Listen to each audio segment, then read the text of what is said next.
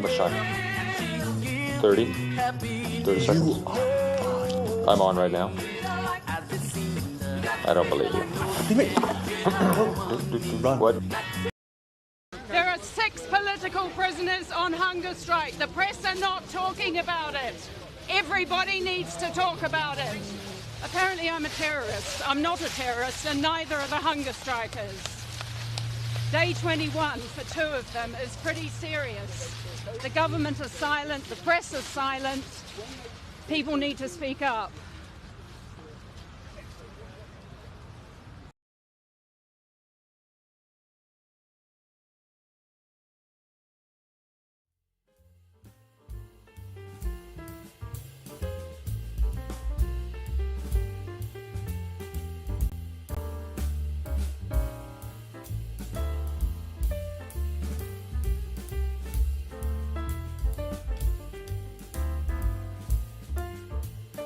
Can you dig it? Can you dig it? Can you dig it?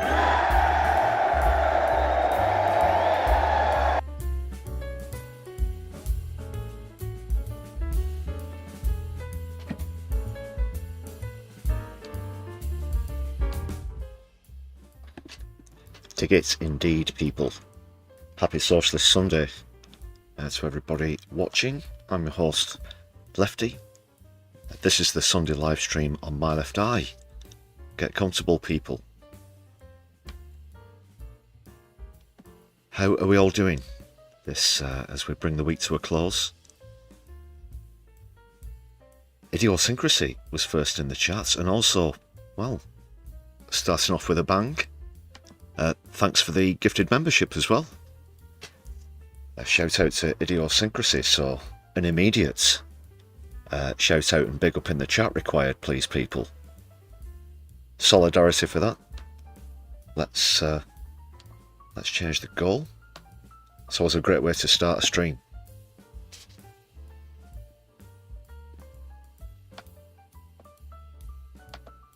Can certainly dig that.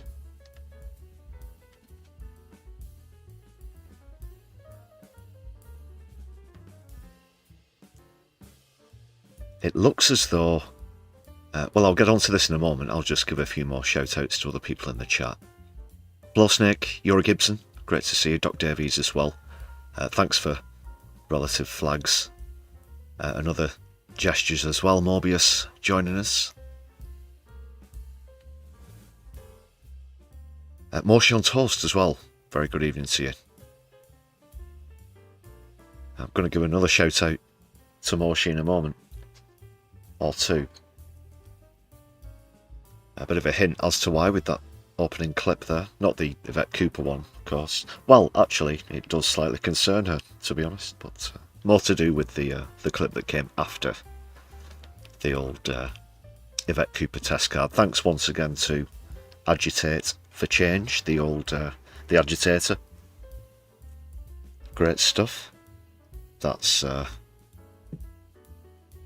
his making, not mine.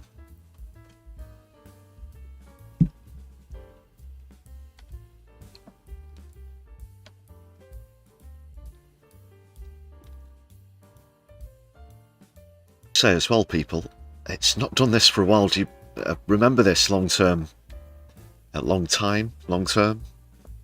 regular viewers? A while back in the chat it started to do this strange thing where it actually shows successfully reconnected. Just left me wondering if you could hear me there, because I've got some sort of buffering going on YouTube Studio as well. Am I coming through, people? The chat's reconnected now. We'll get the IT team on standby.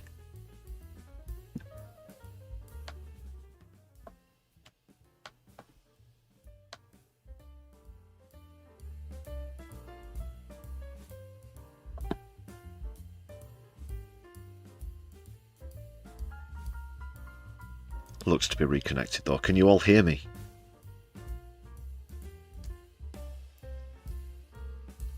Is there anybody out there? Someone, anyone, Hopefully a socialist. Do give me a confirmation. You can hear me. Thanks, Flo. Well, even if it's just to an audience of 1. Oh, we now have 3 confirmations. Thank you very much. Just double checking, you're never too sure.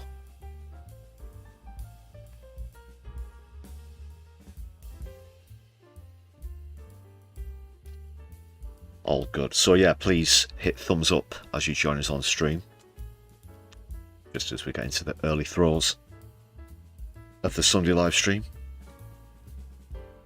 Also, this Sunday it's really important that you please do share some recent content from the channel, as we are just, within 10, I think it's 8 away from surpassing 5,500 subscribers. It's only a minor fractional celebration or milestone, but if you could please do that, and we can reach some new viewers who'd like to subscribe.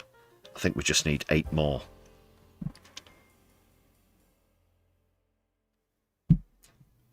That would be very good of you. Bear with me one sec. I've got, fortunately, the chat that is on the stream is running well. I do monitor the chats on YouTube Studio as well. That's still frozen. I'm just still dealing with that. Just hoping that, not sure if when I refresh here it will temporarily buffer the stream, but I'm going to find out. Let's go.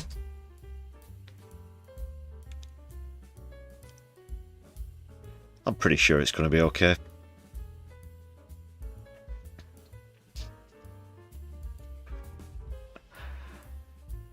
Read the manual.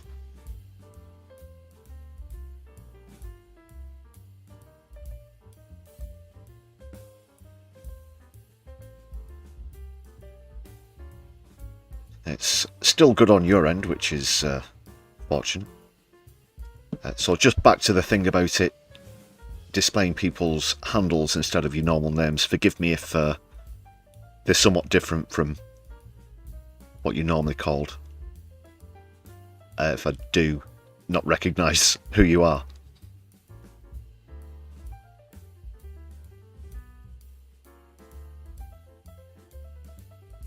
But I'm just going to read them out as they are, I guess. That's the only way around it. Brilliant. Okay. My YouTube Studio chat's fully refreshed now. A few new people arriving as well. Peasants Revolt, great to see you. Completely brilliant. Oh, God. No, I'm not going there.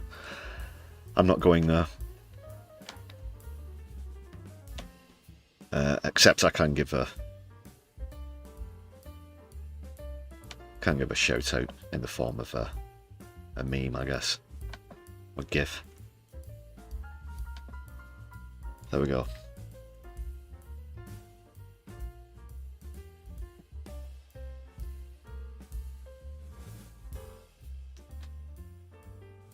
You've missed some incredible near technical issues so far.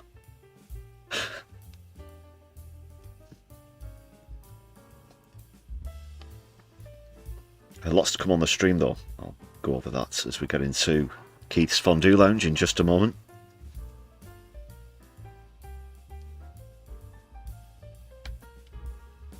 But there's mandatory shout out to all the members is in order. You'd never be short of a shout out if you join the list of awesome people that you can see on your screen here. It's just a fraction of the price of a tasty hot beverage, people, and at 99 pence and lots of perks to enjoy. Some say it's some of the best value, not just in streaming on YouTube, but nay, on the entire internet itself. So do hit the join button and check out the perks. Thanks again, everybody, if you've renewed your memberships, which goes a long way to helping us grow as a community. Also, thanks to people who've gifted to others recently. Your generosity is always appreciated. Thank you very much. 105 on the way towards the current target of 250.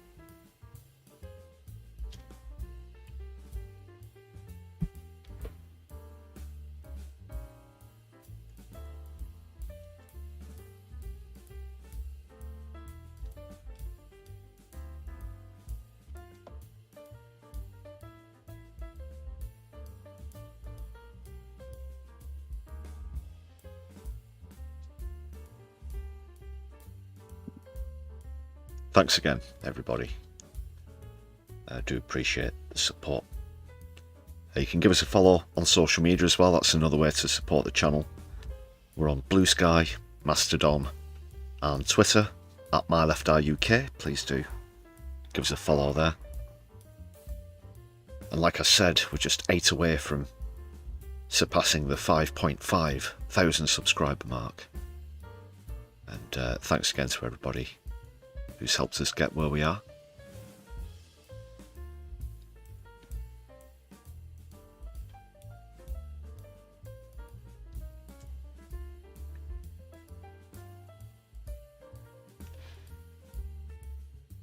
I'm glad you quite like the Rick impression, the Peasants' Revolt. Probably not one of my best. Bit spontaneous there. Have to work on that one. Okay, people, what's coming up on the stream? Are we in the mood for some fondue? Let's go and get out of there, lest the air gets too musty. Oh no!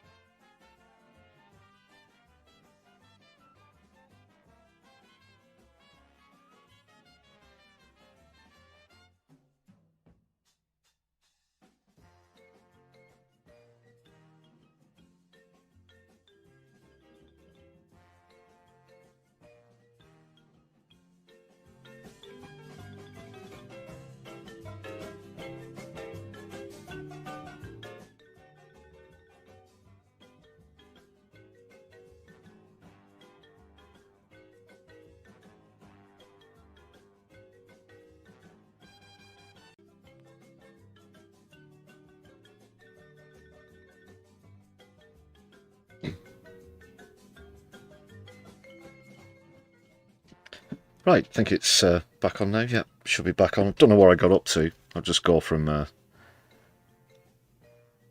Polanski on Kussenberg.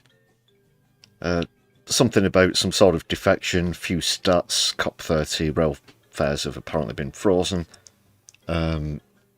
This Ukraine, air quotes, peace deal.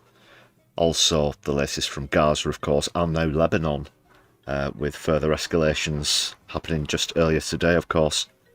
A couple of bits from the United States of America and moves against newly elected New York Mayor Mandani. So, quite a packed Sunday live stream. Sorry about the issue with the mic there.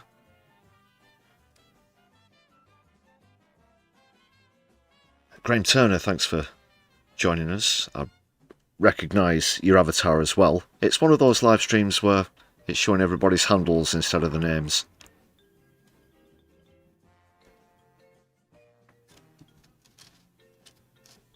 Brett James, that will be, I'm certain, celebrating for 14 months of membership. Awesome stuff.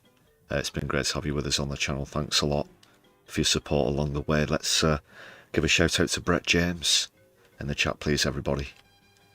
Awesome supporter of the channel. Thanks for throwing up the Solidarity fists and Palestine flag as well there, Graham.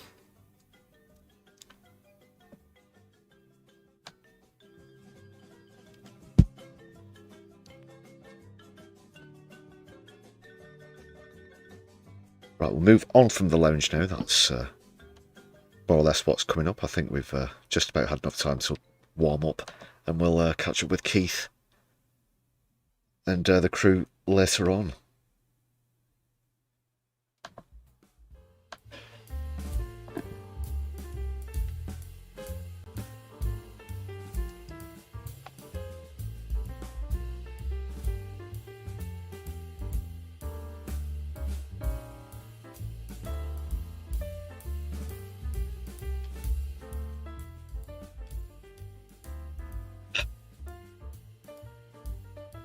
Snake, your friend got really stinky wind once from eating melted cheese and processed cheese, so you're surmising that a culinary error in the fondue is what caused Splodgy Hodgy to be so splodgy. Yeah, that's why we don't linger too long in the fondue lounge,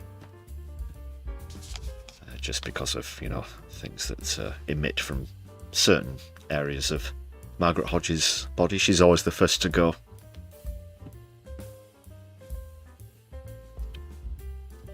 When you get to that age, you've seen your fair share of fondue, or more than in her case, that's for sure.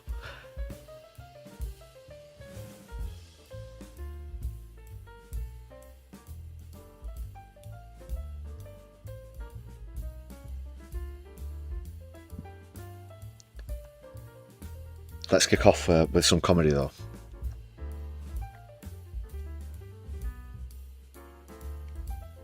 Now, this is from Larry and Paul. It's broken news. I'm sure regular viewers will be familiar with this, certainly. A lot of you will be. Particularly, I do slight forewarning here. Pretty strong stuff coming from Larry and Paul and the broken news this week.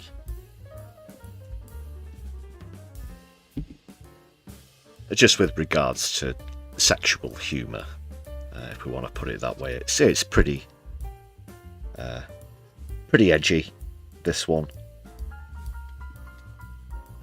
But I'm going to be talking about comedy and sort of pushing the limits a bit after we've watched this with something else as well. So I don't know if any of you are into extreme comedy at all, but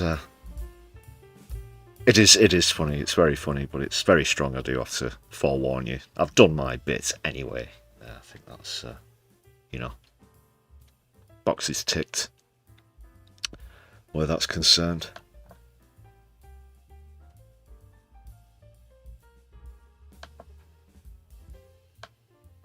There's a link in the description of the stream for Larry and Paul as well, so if you're not already subscribed, please do go over and check out some of their other content and give them some support as well.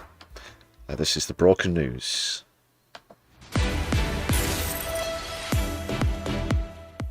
Welcome to Broken News. Well, it's almost Christmas time, and that can mean only one thing. No, it's not almost. Not well, they are sort of taking the piss out of early advertising and things like that. It's not almost. No, don't get me started. It's not you forgetting that it's her turn with the kids this year, and so she's taking them to St. Lucia because her new boyfriend works in finance, is 10 years younger than you, with thighs like mahogany serrano hams. So that means it's just your fat self, 3 tins of Quality Street, and crying through the living daylights while necking a bottle of Jim Beam. Again. Sorry about that. The major retailers are releasing their traditional Christmas commercials, and our reporter, Don Triceratops, has been taking a look. Don, what's in store for us this year? Thanks, Herb, and you've just reminded me that my ex has got the kids this year too.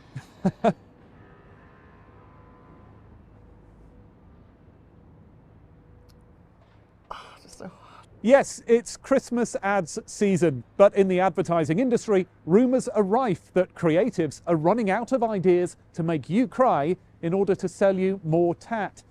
It was ages ago when John Lewis started the trend, releasing a 3-minute advert about some soppy shit, I don't know. Every year since, more and more and more and more retailers and brands have followed suit, with the adverts becoming longer and more depressing. Whether it's mum dead, dad dead, granddad dead, a granny with eye cancer in a bid to get you to buy more roll plugs from Wix, or a litter of kittens falling into a mincer to sell you Hotpoint's new washer dryer. All these ads feature good-looking interracial or gay couples and are set to the tune of a slowed-down piano version of a previously upbeat pop tune.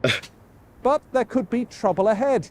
One TV exec told me, "There are only so many places that a child can lose a favourite cuddly toy.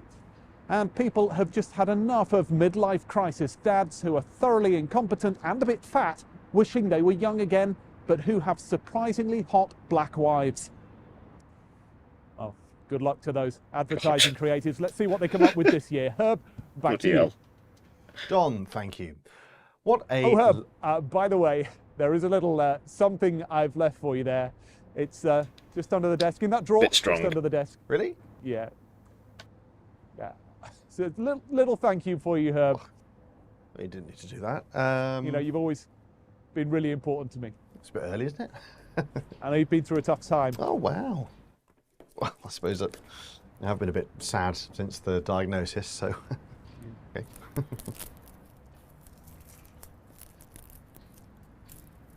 What it could be. Oh my God. Oh. How did you know? You lost it on a train, didn't you, when you were When I was 7 years old? After your dad died and you went into care and were adopted. And then you knew my other dad dad died. died. God. Merry Christmas, Herb. Do you recognise the song in the background, people? If you've not seen this before. It's good. What a lovely story. That's all from Broken News. You're up to date. Shaniqua, come and look at this. Oh.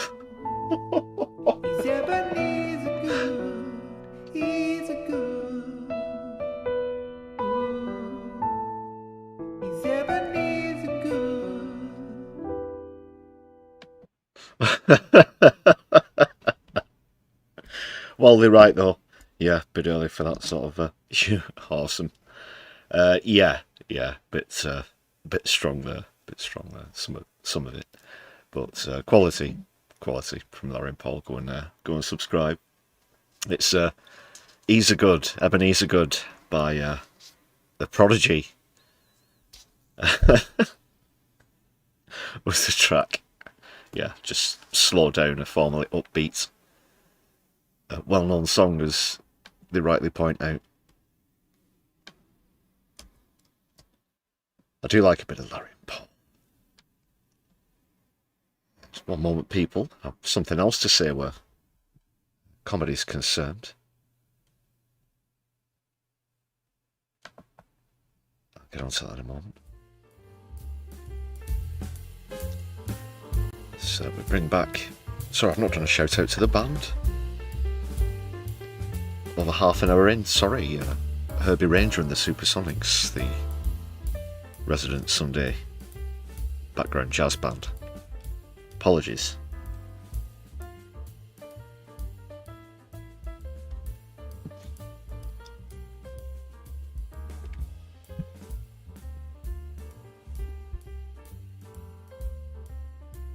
Yes, so pushing the limits of comedy. I don't know if you heard recently. I think I mentioned it a couple of weeks back or so when this all first started.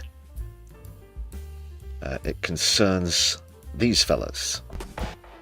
Okay, your final challenge to... Right, we'll get on to the clip in a moment. But Spitting Image, yeah, the rest is bullshit. They made a bit of a comeback. First of all, around... I think it was just before COVID, around the time of COVID, because I can remember the new stuff sort of coming out back then. And then a bit of a break, but now they're back again with some even edgier stuff. It's exclusive online, I believe, this at the moment. The rest is bullshit. There is a link, again, for this in the description. But they immediately came under some trouble where lawsuits were concerned, particularly around one character in particular, which was, as it's alleged, a depiction of Paddington the bear, the famous UK cartoon character. However, with somewhat of a different personality, as opposed to being a meek and mild, stranded railway commuter slash migrant. Of course, being from Peru, and where this is concerned, his country of origin does come into it. They put the twist on that he's basically a Peruvian drug overlord, or leader of a cartel, what you might have it. Something of an oxymoron. So instead of sounding like Ben Wollaston, he has a strong Peruvian accent and some pretty strong jokes that come with it. And there was a lawsuit from the creators of Paddington Bear. They had to go through a lot of that. Long story short, all the episodes up until the one that we're going to see a clip from, which just came out on Friday, have been pulled.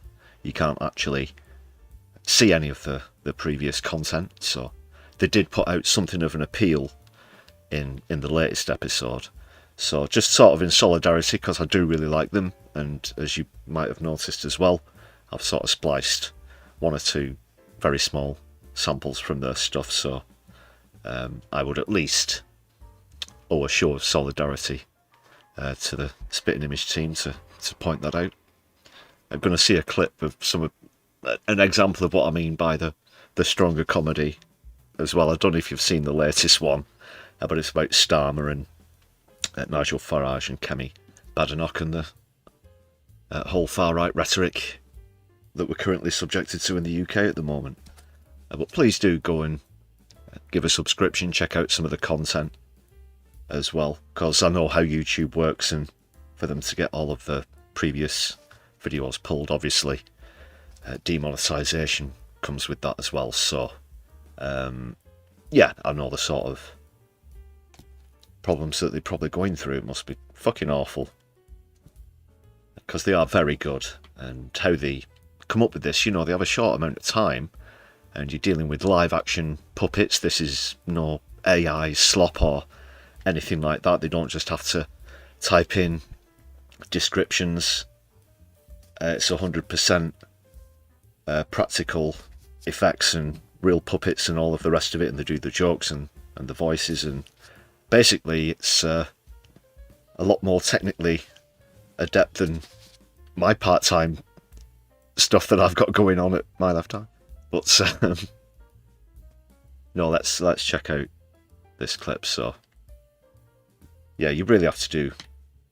You really have to give credit to them, I should say, for how quickly they come up with the material and how relevant it all is. Some great wordplay as well in there, as well as physical jokes and all the rest of it. So this one is a take on.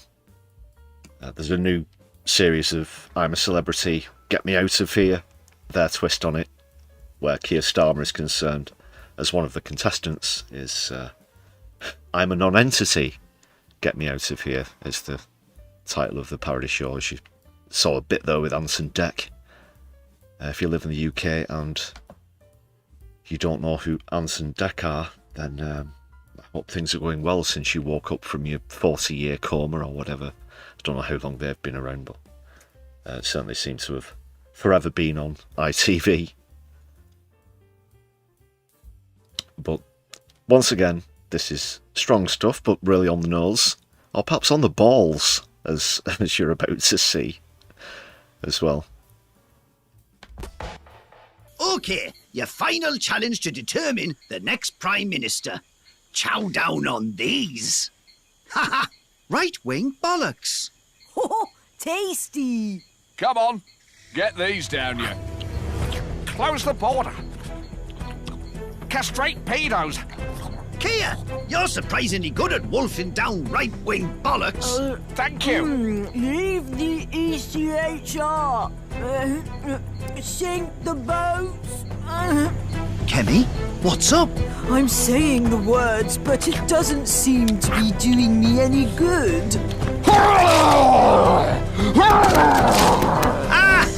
Keir, have you had enough? Have a fuck. I was making space for more. Oh, visa bans. Delicious. Careful, Keir. My dinghy's about to pop.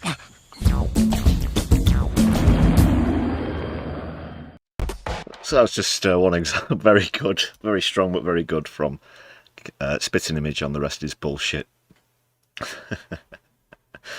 Awesome. Go and subscribe. Go and show some support.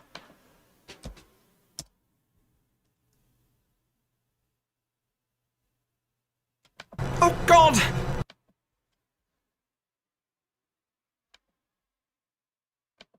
More comedy clips to come up. Later on we'll get on to some articles and stories and clips and whatnot for a while. Yeah, the puppetry is amazing, the likenesses and... Well, it certainly seems a lot stronger than clips I've seen of the original series, if you're into comedy and left-wing politics, I guess. You're bound to come across some old clips of the original Spitting Image series, but if any of you viewers remember the original series and follow this new one, I'd like to know what you think as to how it compares. If you think it's stronger or just funnier, or which you do prefer and for which reasons. Some of the old stuff that I've seen, yeah, you get the humour. Some of it would have been about specific stories that you'd have to maybe look into to get all of the gags. But where the characters are concerned, the way that they used to do, you know, Thatcher or John Major and Neil Kinnock and all of the other players, Michael Heseltine, those sort of 80s Thatcherites. It still rings true today, a lot of the comedy. One of the old ones that sticks out for me was the, and I've played that in the very, very early days of live streaming, I'm pretty sure. The Benjamin Netanyahu, or was it Netanyahu? It was an Israeli representative on Mastermind, essentially, and I think it was the old version of Mastermind when, God, what was that guy called? Magnus Magnusson used to present it. Mobius sits a lot stronger than the original, you think? Yeah, but they get away with a lot more swearing than they used to, and all that. pretty much isn't as sensational as it used to be. I mean, I think it used to make headlines, didn't it, if someone was going to say shit or bastard on a soap opera or, you know, something like that. In Coronation Street, yeah. Ken Barlow's going to call Mike Baldwin a bastard, and it's on the front page of every fucking tabloid. Red Top, or probably would have been back then.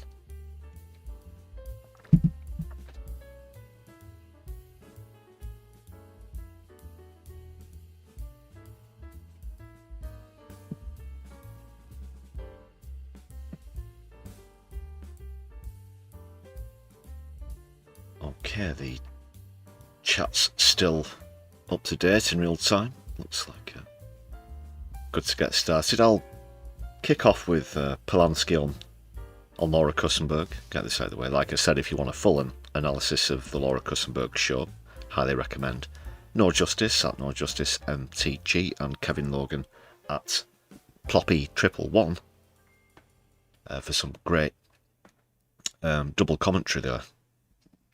Get that bookmarked, get it on your playlist. Solidarity this Socialist Sunday with other left-wing content providers. I'll just quickly go over the Polanski interview.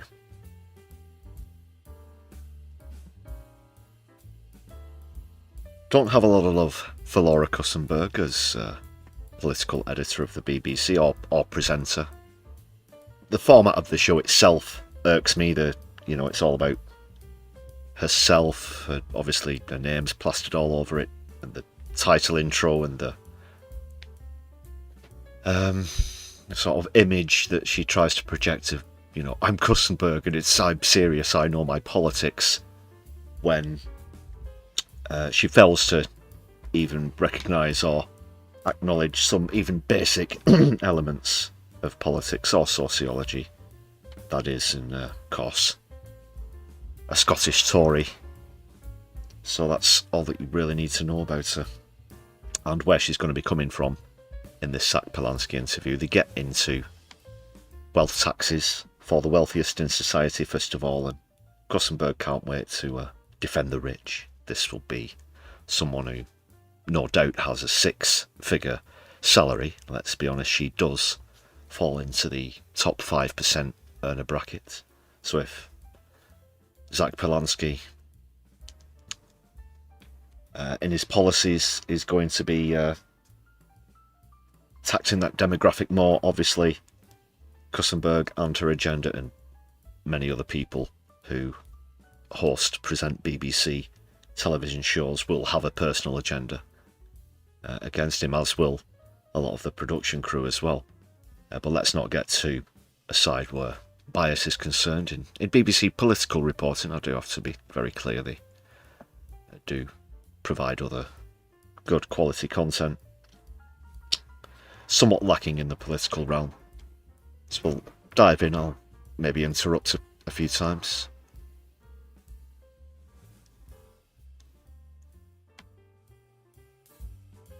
And I have already seen this, it's not a first time reaction, but I think he did a pretty good job at defending any attempts at... There wasn't really anything sensational, to be honest. A couple of attempts at perhaps curveball questions from Kussenberg, but very nicely handled, mostly from Polanski. There's a couple of things perhaps I think he could have said when the topic of the bond markets came up, and national debt, for example, but I'll get to that as we get through, and you'll see what else they were chatting about. So here we go. Let's see what's happening.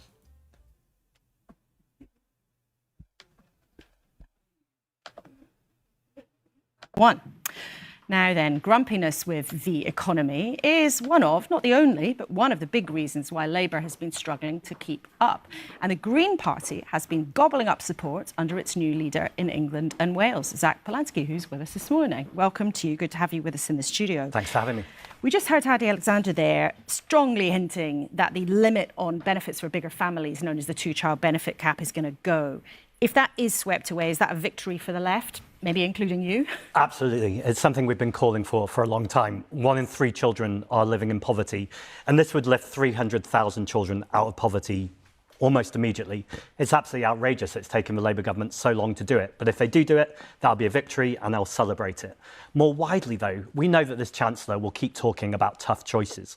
But they always seem to be tough choices for people out of work or working people who are working really hard while their wages aren't going up, but food prices are going up, for disabled people. When are we going to see tough choices for multimillionaires and billionaires? It's time to tax for rich. Well, let's then look at what's actually... Oh no, because of course Laura Kussenberg herself will have ambitions of becoming a multi-millionaire, perhaps a billionaire. We can't have people like Zach Polanski infringing on her personal ambitions. She's already very comfortably well off on a 6-figure salary, as I pointed out before.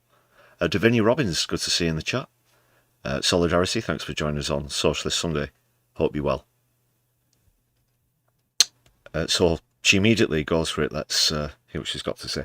And Zach does a very good job of illustrating the difference between a millionaire and a billionaire in terms of personal wealth, with a sort of chronological metaphor or allegory, as you're about to see. But this is the difference. Not only would billionaires not miss the amount of money that Polanski's proposing that they're taxed, far from it, they'll still have billions remaining and be vastly wealthy, still be in that top bracket as well.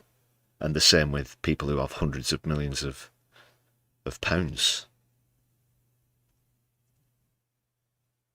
Happen in terms of taxes. You want to increase taxes on wealth, but this is what's happened to income tax actually over the last few decades. So in the last 20 years, actually, and the lines are a bit wobbly, but what it shows us is actually people at the top 10%, their share of income tax paid has gone up about 10%, and it's actually gone down a little bit for middle and bottom earners. This is not as plain and simple as Laura Kussenberg might have as believe with this.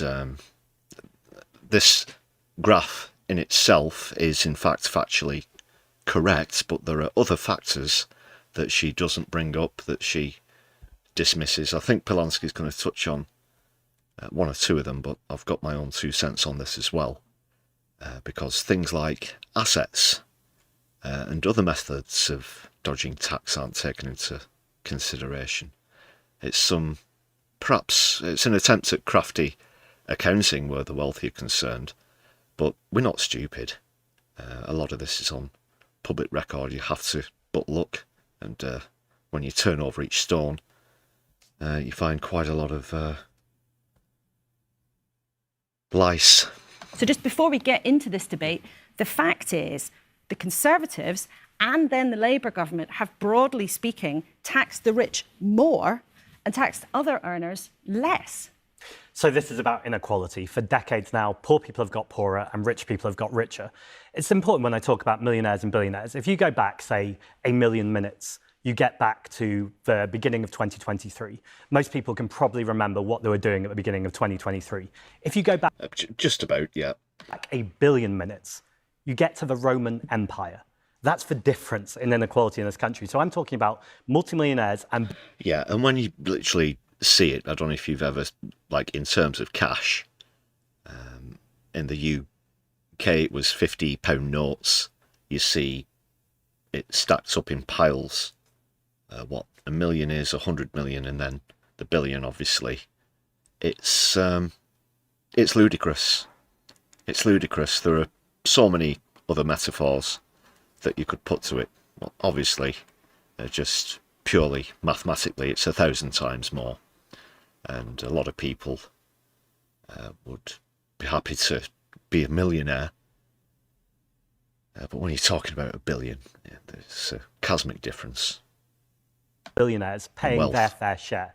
Now, it's important to say, people will say, does that raise enough? Is it just about raising revenue? That's not actually the point. Of course, the money is important. Well, it is the real point is about tackling inequality. So the point then for you of putting up tax on the very wealthy is to try to stop them being as wealthy. It's not actually to raise money for schools and hospitals and public services. We can raise that money anyway. What it's about is the fact that if you have that much money, if you're a billionaire, you can't spend it quickly, even if you try. So you hoard it in assets.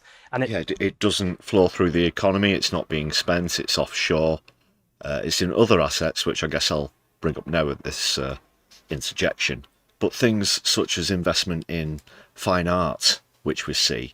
Do you think that a lot of these wealthy people really are fine art enthusiasts, and whether it's painting, whether it's anything, classic cars as well, this sort of other collections, whether it's antiquities, if it's expensive, it can be used as a tax write-off. So essentially, it's frozen assets, frozen wealth in whatever it might be, that classic artwork. And then eventually they sell it off to somebody else who wants to dodge the tax and make a marginal profit, if they will. But that's how it works. But it's dead money, and it doesn't help the economy out, even from a capitalist point of view. Even if you're talking about capitalist economics, it does nothing for stimulation and only supports stagnation. And that's really what Polanski's getting at. That is the overriding problem that we have with the super wealthy at the moment. So even though taxation might have gone slightly up, the amount of loopholes that have been crafted for the wealthy to avoid tax has gone up exponentially. So they don't come into the statistics that you see, like the one Kussenberg just displayed. And yeah, it's what they would call crafty accounting or something like that, but it really is just dodging tax and hoarding wealth. It's the assets that are the problem here, because that's exacerbating the inequality that already exists. What we need to do is get that money and those assets flowing around the economy. But how do you raise that money anyway if it's not through taxation? Well, there's a few ways. So Sharon was exactly right earlier when she's talking about borrowing to invest. That's one way. But also there's something called spending multipliers, which is where you invest in the economy, say the National Health Service. You get that money back because you have a well population. Now, of course, it's important that people are healthy just to be healthy. But actually, if you cut through austerity, that's a completely false economy. You have people missing work, you have more long-term health conditions, and you break the economy in the way that we've seen both Conservative governments do it and Labour government now too. But you say there... Yeah, before we get on to this issue, I can see a lot of you want to share your thoughts about wealth hoarding and wealth taxes in the chat. I'll just go over a few of those. That's a good point, Graham. If you have 20 million, you can earn 1 million a year passively, so you can't live in that doing nothing and got to go and get a proper job. Good point. Even if you just again this gap between millions and billions. Even if you have 1 billion and you put that in a standard ISA, what interest do you get on that these days? About 4%. So you're talking about 40 million per year, which should sort of be like winning the lottery, the national lottery or a state lottery in the States every year for the rest of your life. I dare say that's just marginally over the line of comfortable living, just about thriving, just about managing to get by. And that is if you just have it there in an account and it's making 40 million a year. They're the kind of figures, they're the kind of numbers that we're talking about. Is Kussenberg a multimillionaire already? Well, she has a 6-figure salary. Depends how thrifty she is.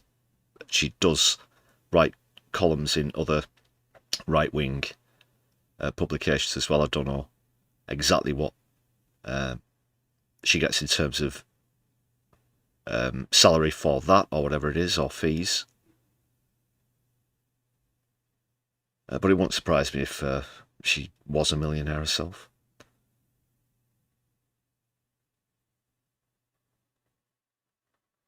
No tax paid on art. Yeah, that's one of the points I was making. They go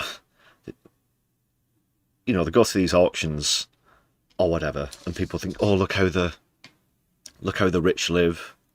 They'll spend so much on this artifacts, antiquity, whatever it is, and they think that that's it. That's how they spend the money. No, that's how they avoid the tax on the money.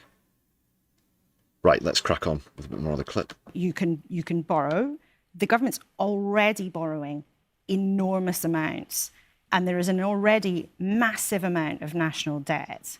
And it's way more than the government spends every year, and it costs a fortune to pay the interest on that debt.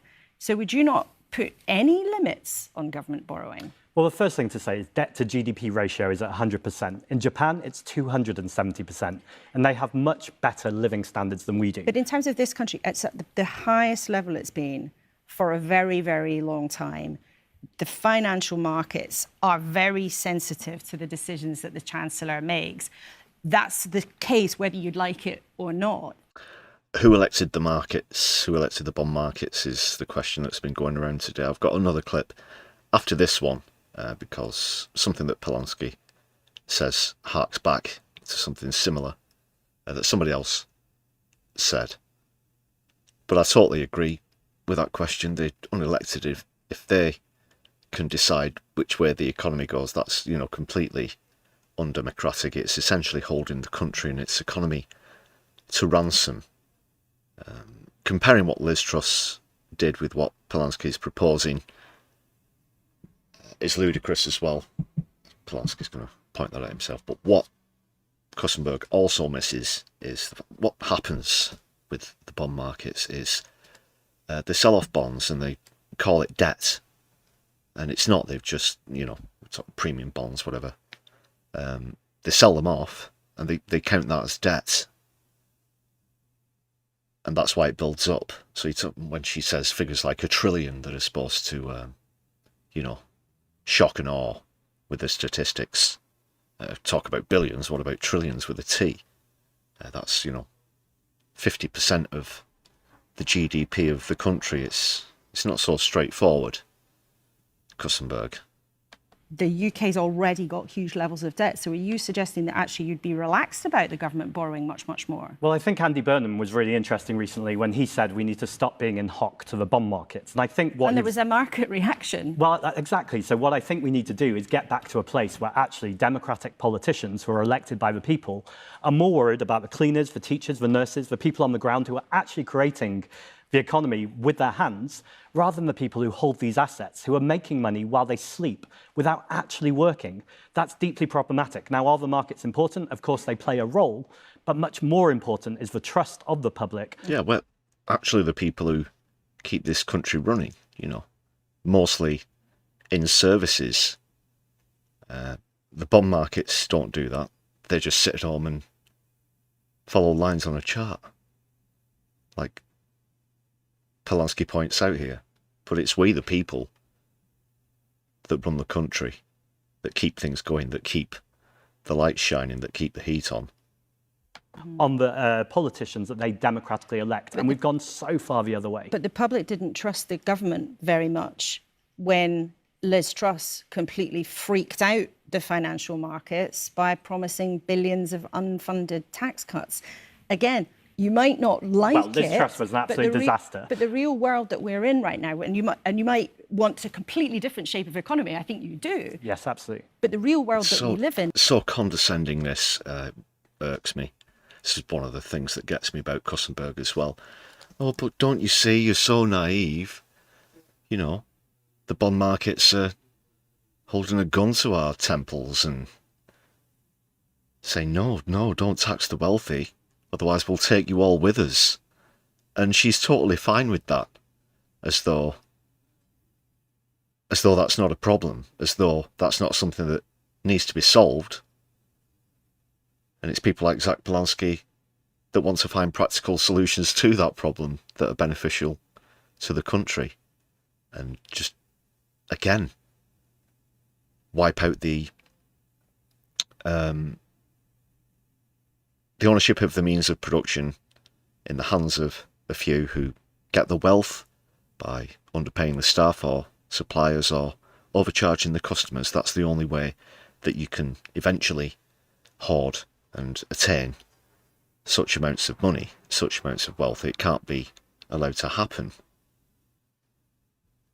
Is that this country owes trillions of pounds to the financial markets, and therefore decisions that politicians take, don't they have to take them into account? You can't wish away the overdraft. So I'm definitely not going to defend Liz Truss. I don't think anyone should. You can't wish away the overdraft. Again, trying to drag it back to the household budget allegory that's total pish. You can't give yourself credit like a country such as the UK can with the Bank of England, for example. And a lot of that is in these figures that she's throwing around as well. It's money that we owe to ourselves, that being in debt to the Bank of England. We are the Bank of England, for God's sake. You know, yeah.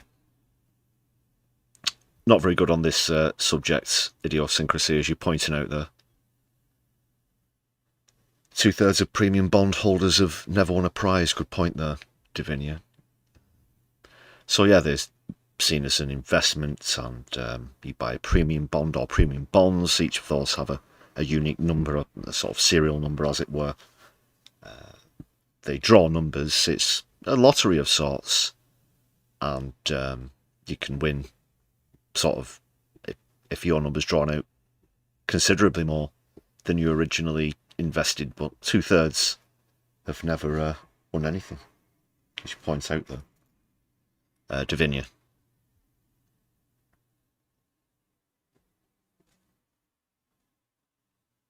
JK, thanks for joining us. Liz Truss was borrowing to give money to the rich, no return. Borrowing to create assets, is a completely different thing. Assesses. Is that assets? But it is totally different what Liz Truss was doing from what Polanski's pointing out here. But actually, you said it really well.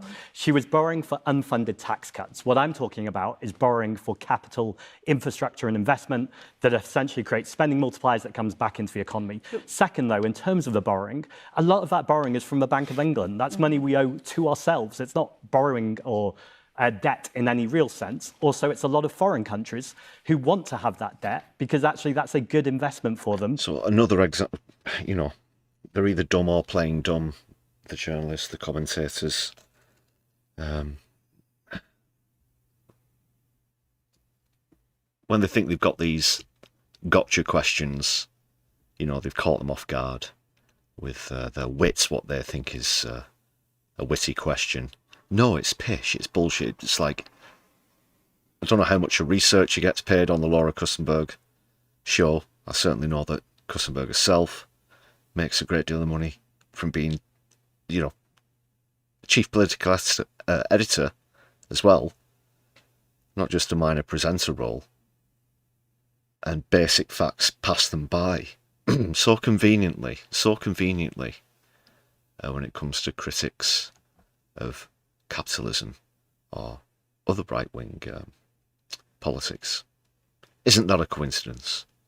Because we have a relatively stable currency. But before we get into, we could go down a really esoteric debate about economics. It is important, though, because it is important. Can I say one other thing on that, though, on the esotericism? Well, I want to ask you. A household economy is nothing like a national budget, and we really need to break that metaphor. And of course, it is not the same thing. But you overdraft the credit card.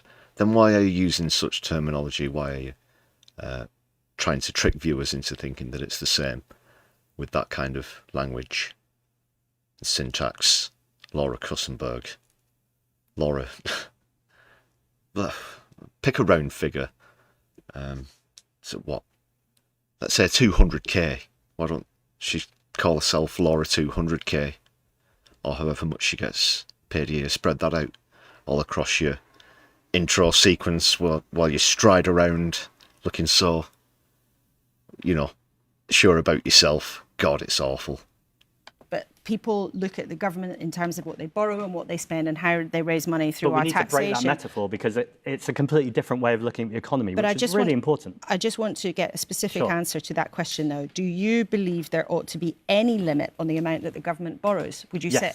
Yes, absolutely. And where would you set it? It depends on how many resources you have in the economy and also people who are able to use that resources. So you have to watch inflation, but that's not about how much you borrow. That's about the physical resources in a space.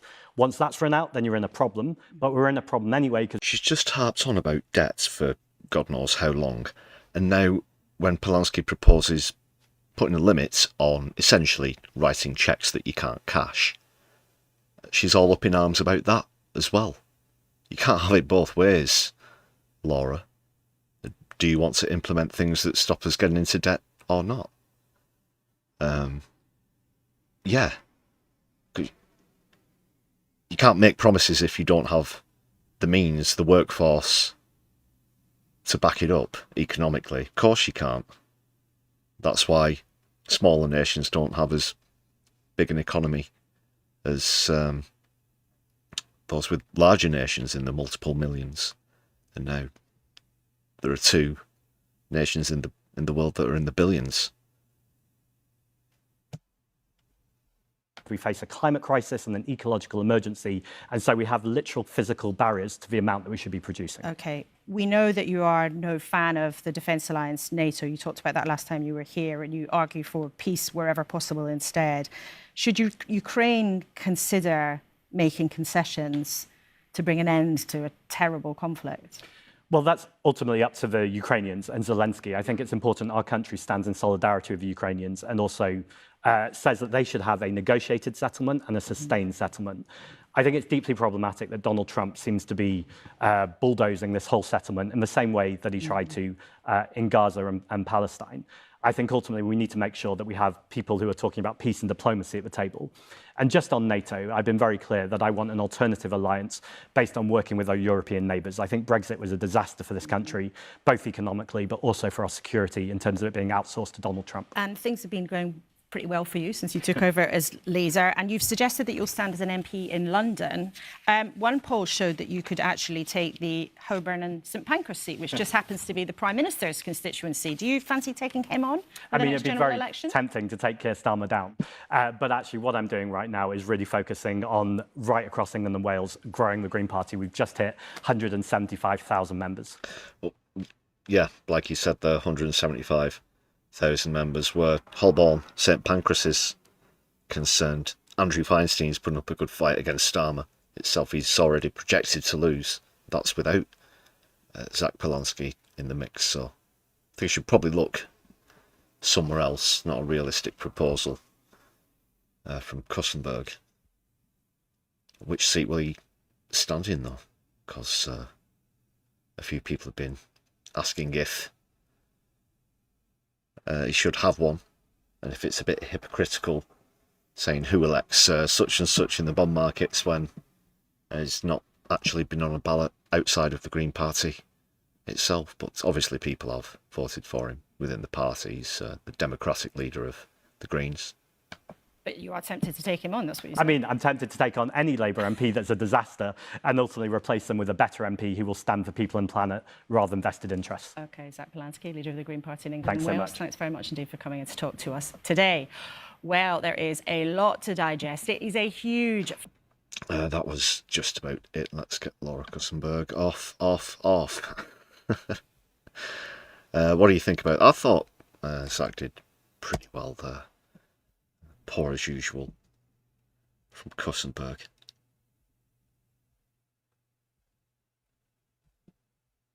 I'm just going to play another clip here. Like I said, being critical of the bond markets and whatnot harks back to a great speech by Eddie Dempsey here, of course, who's now the leader of the RMT. Worth checking out, worth remembering. The union leader's 2 cents on this. We've had the market running our country and countries across the Western economies for 40 years. We've been left in Britain with our manufacturing offshored, our public services outsourced.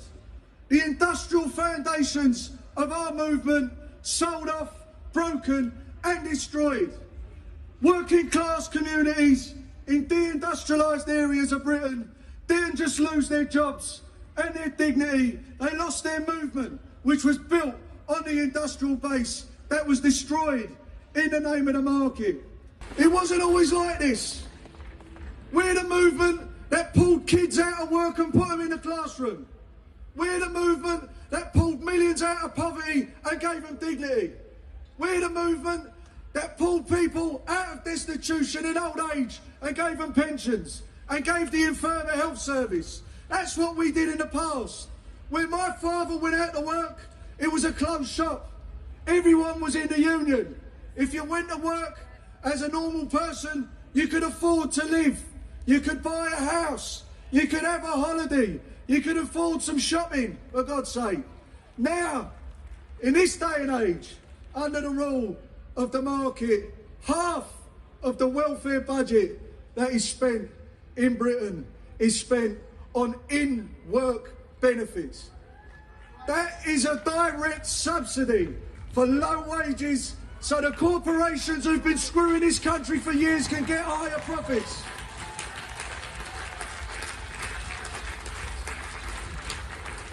And they go on the news and they go on the telly. The commentators, the pundits, the politicians, how will the markets react? What about the bond markets, they say?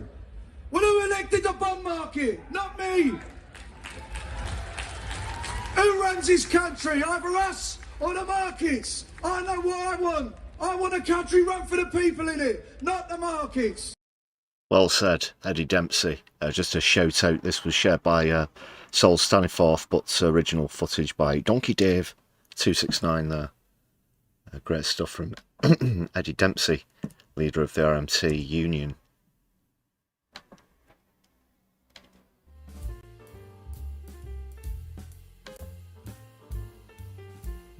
Can you dig it?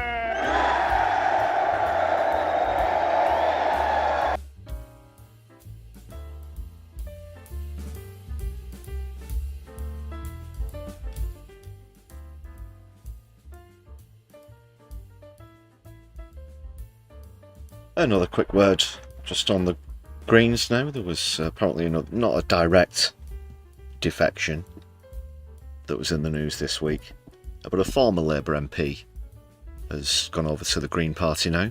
Oh, God!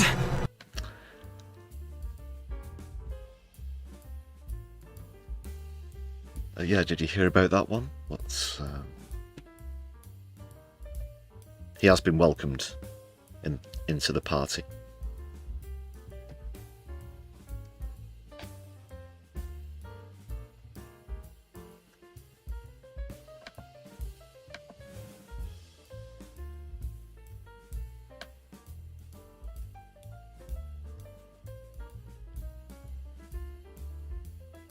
Right, well, I guess we'll, seeing as we've just had Eddie Dempsey,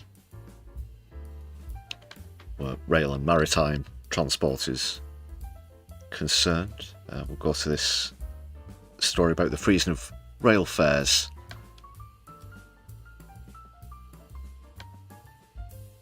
Just very quickly, which Starmer probably thinks is pretty good.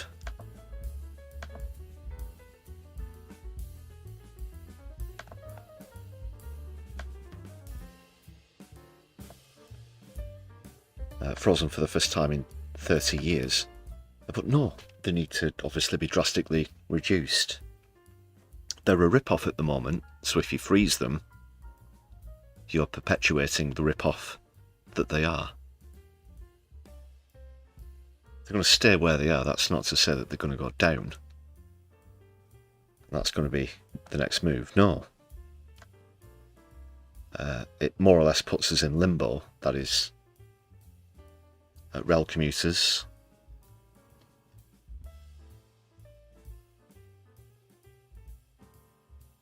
full nationalisation is of course what's required. But let's just have a quick skim through this.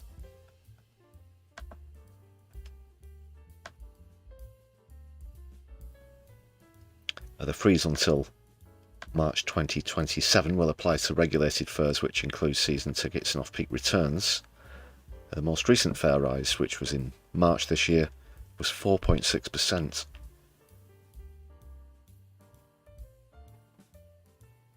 The budget's on Wednesday, so we're going to be hearing more about this during that announcement.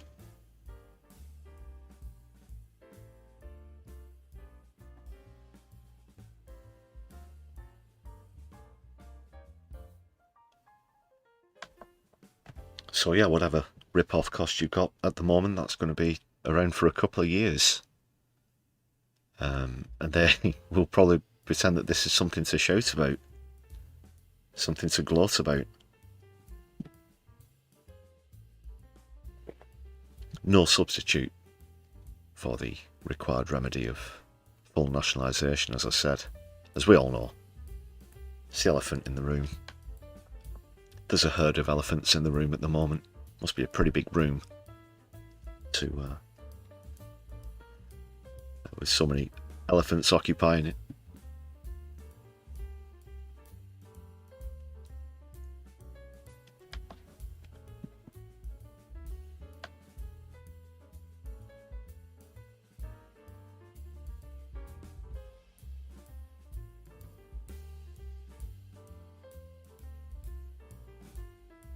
I'm just skimming through, seeing if there's anything else worth mentioning here.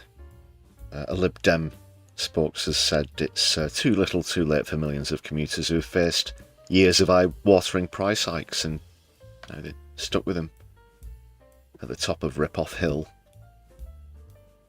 There's no way down, there's no way back, they're frozen, they're not going down.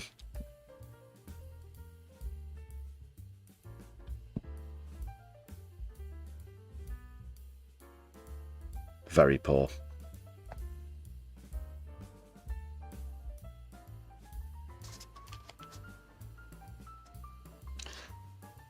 Yeah, in 2017 there was a manifesto for real change, and 8 years later the same needs, if not more, are required by the nation. Absolutely. Couldn't agree more.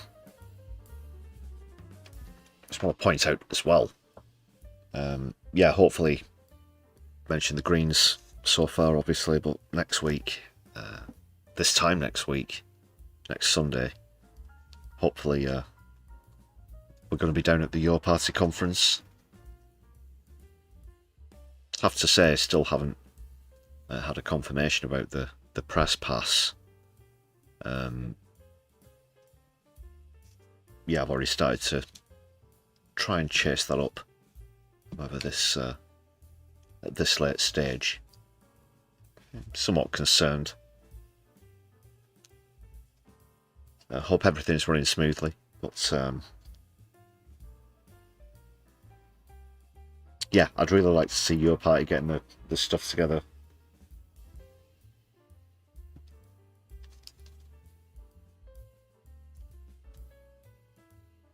Because it's not been without its dramas or delays, let's put it that way.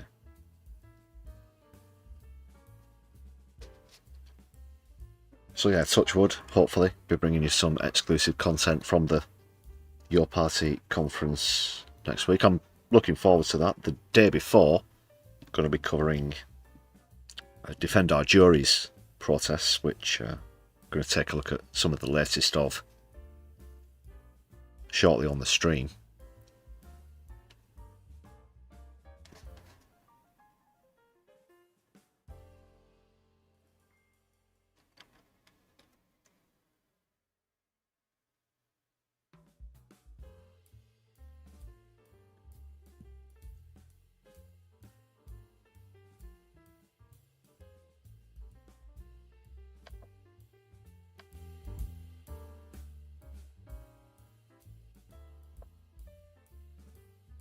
Alright, people. Moving on.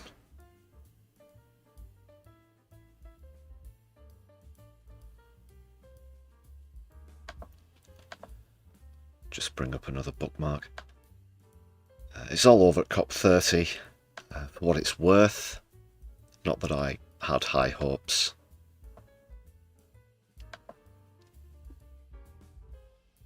It's failed to even mention fossil fuels. They will, they won't even make phony promises anymore. We're already behind on previous commitments, legally binding, that were supposed to be legally binding commitments at previous summits.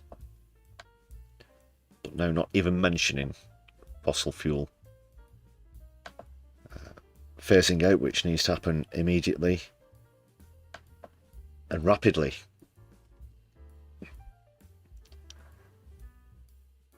So that's the main take. That's all you need to know. Everything else is for the birds. More lobbyists than delegates at COP30. They're just selling the planet out, selling out future generations. I'm appalled and angered by this. Really, just the sheer irresponsibility.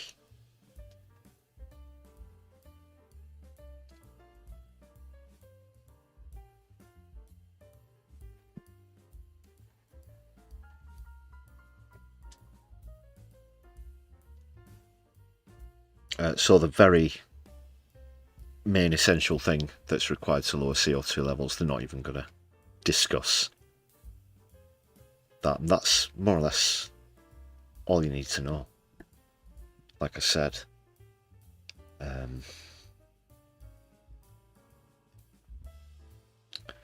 so economies can grow, blah blah blah. I mean,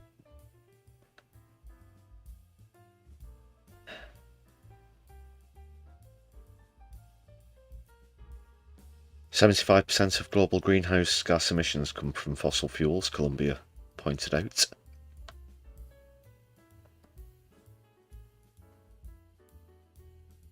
Of course, the global south, smaller island nation states, for example, get completely shafted over. They're the ones who are going to suffer climate change the worst. Some of these island states are literally going to disappear because of rising sea levels. They don't have the vast amounts of money that's required to fight climate change either, and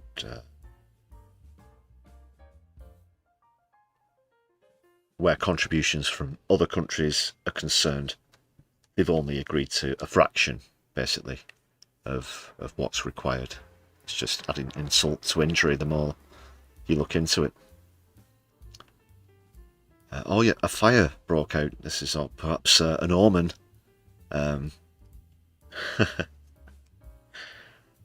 Perhaps for anyone of faith, might be significant to you, but a fire broke out at COP30. How ironic. And they still didn't get the gist.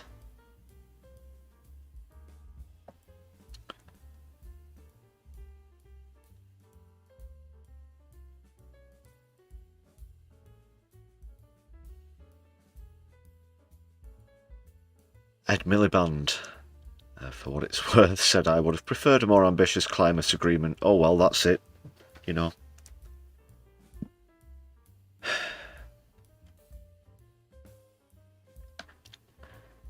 And of course, hosted in Brazil, where a strong emphasis on rainforest protection was supposed to be part of the agenda. Many of the tropical rainforests now actually, instead of absorbing CO2, they emit CO2. That's how bad climate change has got it.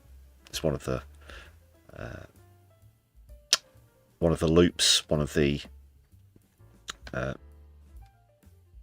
feedback loops that get triggered.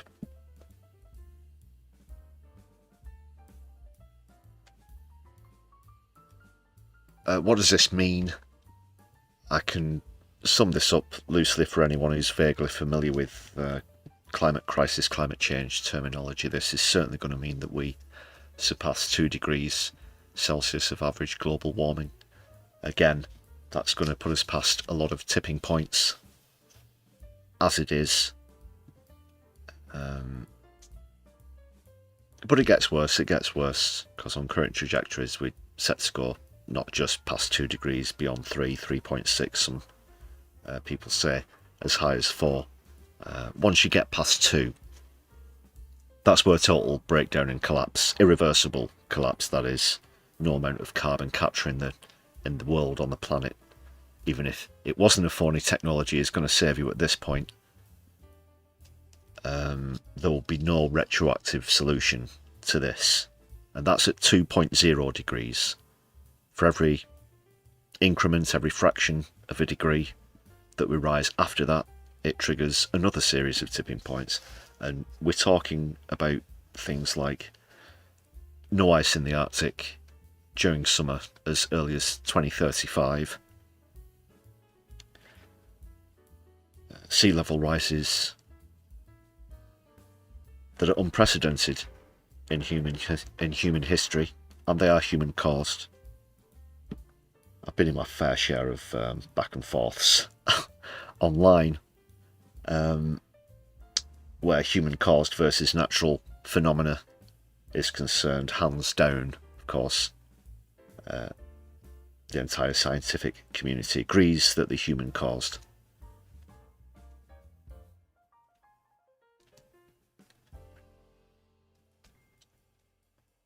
So yeah, then you get towards 3 degrees and it's undescribable. It's almost indescribable.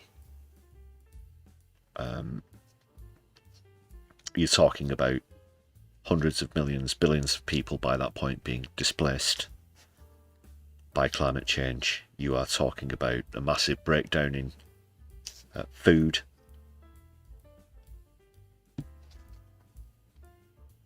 food production, food availability, and the same goes for clean drinking water, which could be gone globally around the same time as general breakdown of society, which is probably set at the moment. I have it on good authority. No few good sources on this sort of thing, people. We're talking around 2040 for a breakdown of society. If not in the UK, then globally. Lack of resources mostly comes into this. Basic essentials is what we're talking about. Where I mentioned food production, we're talking about half of the amount of food being available that there is now. The bread baskets of the world are going to be severely affected very quickly. Don't get me started. I guess I've already started, but I could go on ad infinitum at this point.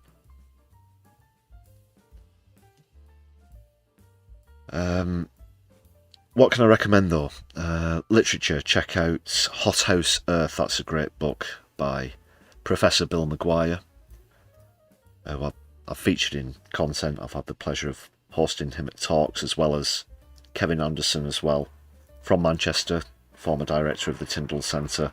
These are both government and United Nations advisors as well, by the way. Now free to speak a lot more openly about climate change and just how understated it is as a problem, as well as how little governments are doing what's required, is what I guess brings us back around to the original point on this. So please do check out their work. Kevin Anderson has a channel himself called Climate Uncensored, so he's got a lot of stuff on there. Bill Maguire, if you'd again like to check out Hothouse Earth or give him a follow on social media, great stuff as well. A recent talk that he did here in Manchester, the friend of the channel, Climate Lens, put up, is definitely worth a watch. That concerns the societal breakdown and the very, very worst points. If you're really into your dooming yourself out, you'll find him quite satisfactory, that is. But you have to face the truth. You have to face reality. We can't shy away from any of it. It's the biggest threat to everybody. It doesn't matter which country you live in or your societal status. Climate change will come for us all, and I'll leave it at that where COP30 is concerned. Okay.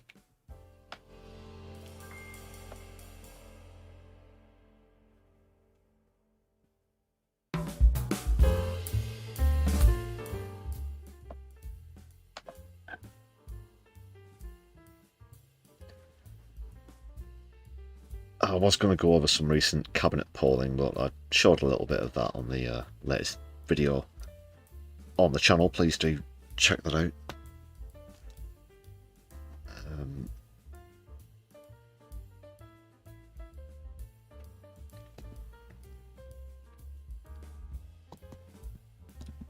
I'll just quickly see if any news has come in, the latest on this Ukraine so-called peace deal.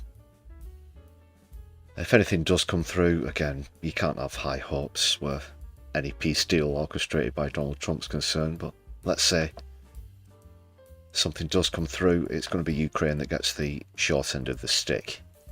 They've been set up for this. Let's be honest.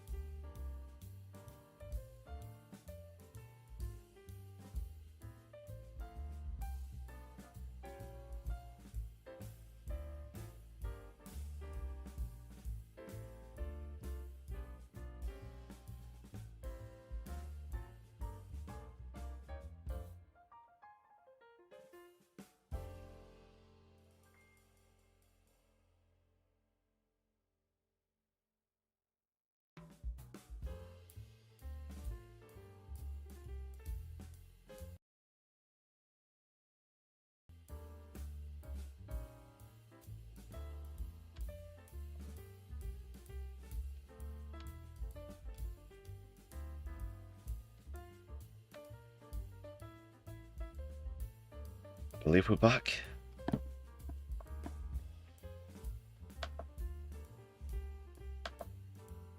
Yeah, we appear to be back. Sorry about losing the mic there. That happened last week, I think, when I was talking over an article. Maybe the window capture and the microphone don't particularly get along.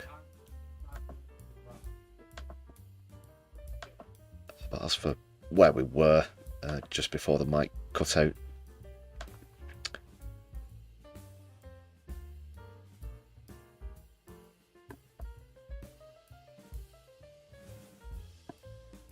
yeah, it's likely that Zelensky will have to give up half the military, is what I've heard, in the Donbass region, and Russia will get the share of the spoils, wherever, you know, this is concerned. Whatever you think about the conflict, I personally don't have any much good to say about Zelensky or Putin, to be honest, for various reasons that I won't get into. But if Zelensky thinks that this will end by Russia being completely overthrown, you have to say that that's somewhat deluded.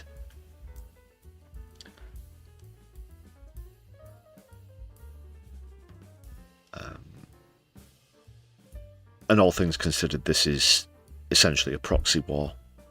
It is a proxy war. There's no two ways about it really between the United States. The UK are involved in this, of course, other countries in Europe, and the Russian Federation. A proxy war, yes, idiosyncrasy. As proxy wars go, I've seen much better.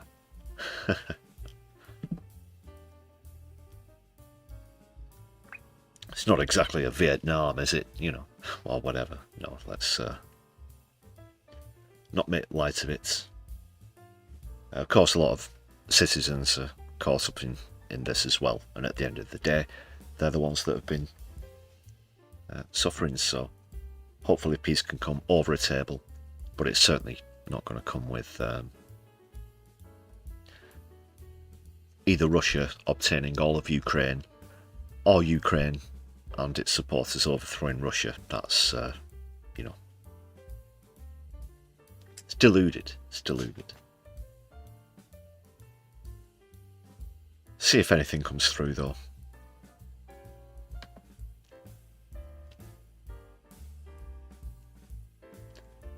Any peace plan involving Donald J. Trump, though, like I said, always has to be taken with something of a pinch of salt. Let's move on.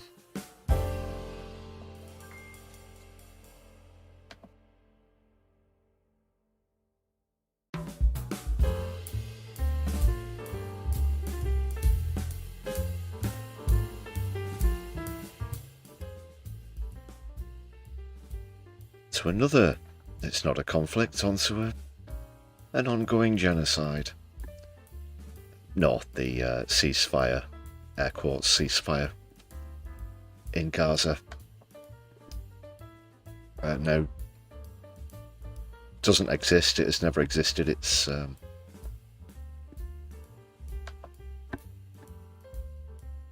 false plaudit, I guess. That's the way Donald Trump has manufactured it.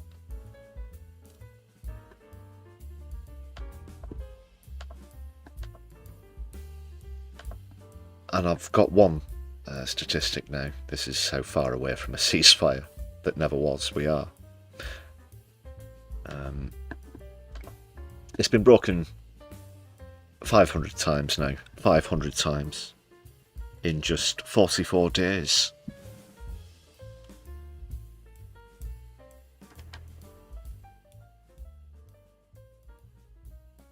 Take a look at this drone footage, the latest from southern Gaza. You can see what people are faced with as they return to where they came from, but still under attack.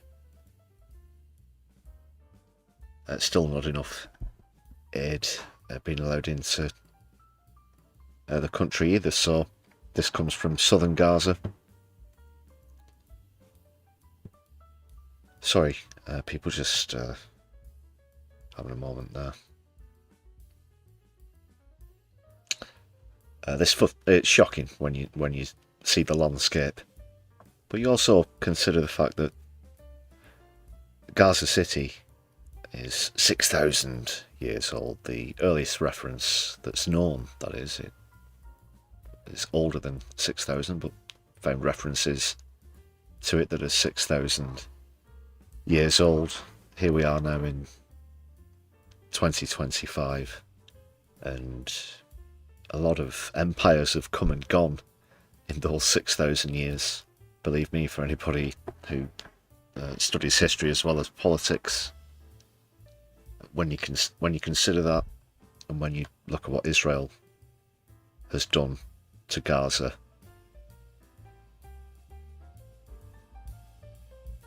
it makes your stomach turn. And these scenes reminiscent from history as well. It looks like many areas of Europe did at the end of World War II. That's the closest I can put it to footage that I've scene of cities razed to the ground. Razed to the ground. So yeah, can we see some flags and watermelons in the chat, please, people? Because the mainstream media are not getting on top of this. Oh yeah, happy ceasefire, everyone's getting along, nothing to see here.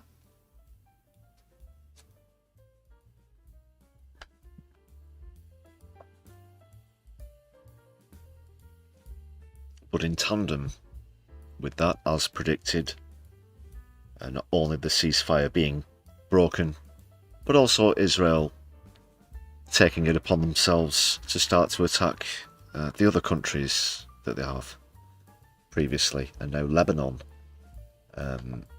is back within that cycle.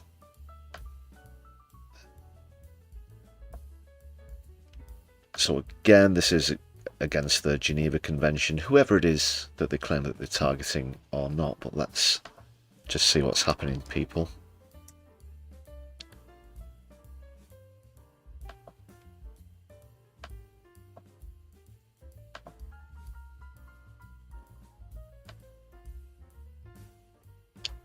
They claim they've killed a top Hezbollah official on another attack on Beirut. This is the first in months, though. But they attacked Lebanon previously.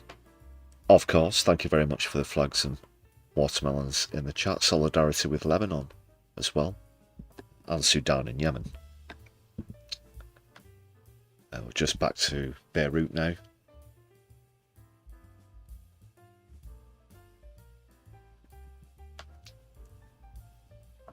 They claim to have taken out Hezbollah's chief of staff. 5 people were killed, 28 others wounded in the strike, which hit an apartment building in a densely populated district, Denay. Always densely populated. But this has been confirmed now, actually, by Hezbollah. But they also added that Israel crossed a red line in carrying out the strike. Of course, it's illegal. They can't just... You cannot do this under the Geneva Convention. You can't fire missiles at another country and say, oh, but we were just trying to catch the really bad people. The really bad guys. It doesn't go down like that. No, it's not legally supposed to go down like that.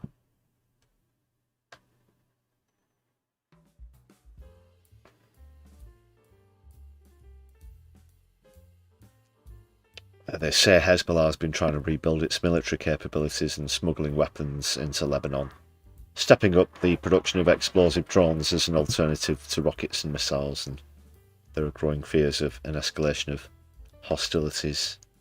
You know, attack another country, and when it actually got down to the nitty-gritty with Hezbollah, the IDF got their asses handed to them last time.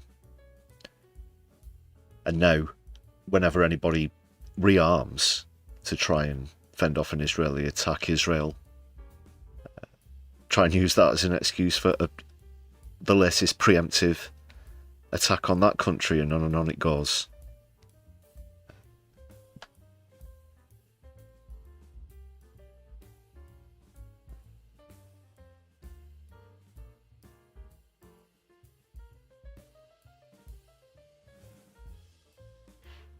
Just some reminders of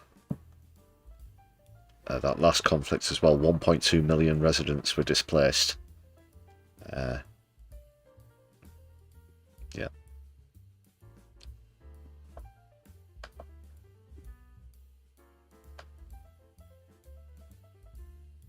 The BBC getting the small violins out for 80 IDF members and 47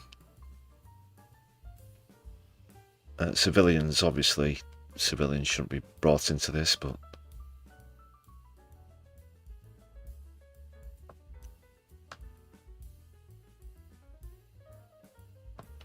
they never fare well when they come up against Hezbollah, that is, you know. If they're not shooting kids in the face from a mile away.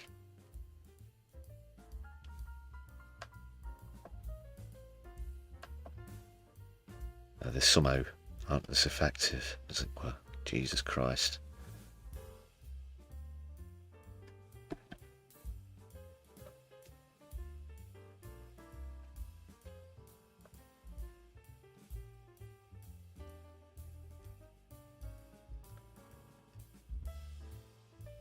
That's the latest from Lebanon. Just quickly back on the matter of Gaza, of course.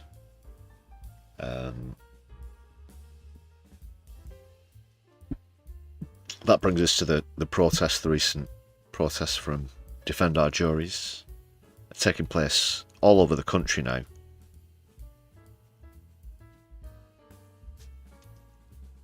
This time around. And in fact, one of our regular viewers who was in the chat, you were in the chat earlier, oh, you still are, Morshi,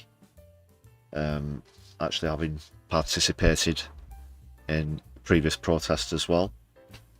Got some footage from some of the recent ones, but obviously this is these are the placard protests in support of Pal Action, who of course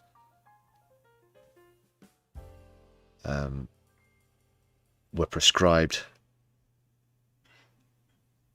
do act as a non-violent protest group for Gaza. Well, they did, that is.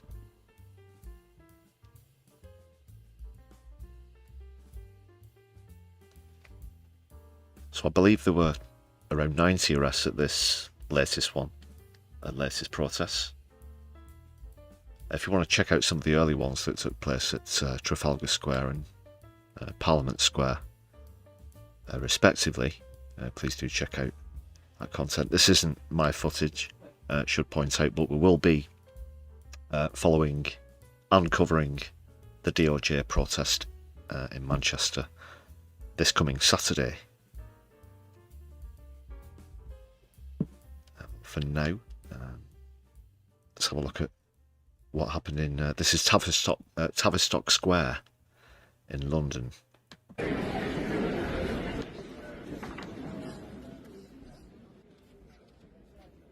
A few people who I know were down there and participated. Solidarity for anyone who's watching back later on.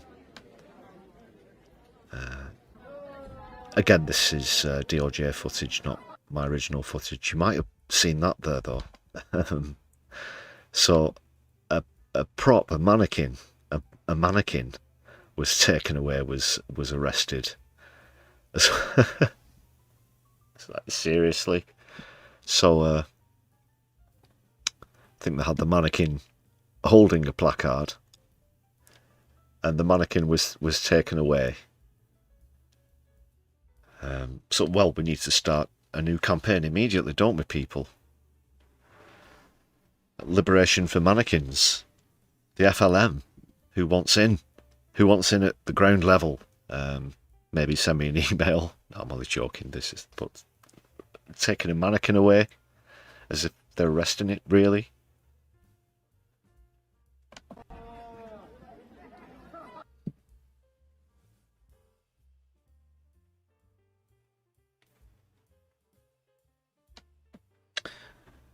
We saw another example at the top of the live stream as well. This one being taken away, but I've got another sort of testimony from another participant here. Again, this is Defend Our Jury's footage, not mine. But every single word of this rings true as to how ludicrous not only the prescription was in the first place, but the reaction by the Met Police to DOJ and the kind of people that they're arresting for peacefully protesting, holding up placards. Again, it's just, you know, unfathomable. We're in the lid end. Please make way. Move out the way. In Gaza, the endless horror, the slaughter, the massacre, the genocide. When will it stop? When will it end? No more slaughter. No more killing. Thank you, comrades. No more massacre. No more horror. No more bombing.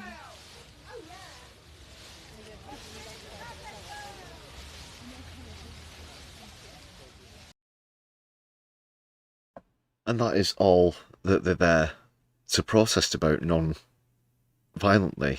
Is what it all boils down to, complete waste of police resources, of course. So yeah, solidarity with all participants. We'll be bringing you some footage of the DOJ protest that's scheduled here for Manchester. As well, if anybody's planning on going down and showing solidarity, that is just there to show support, not actually participate, then let us know in the chat or in the comments. If you're watching back later on, once again, obviously, My Left Eye isn't an official DOJ media, but shout out to DOJ for that footage there. That's Tavistock Square.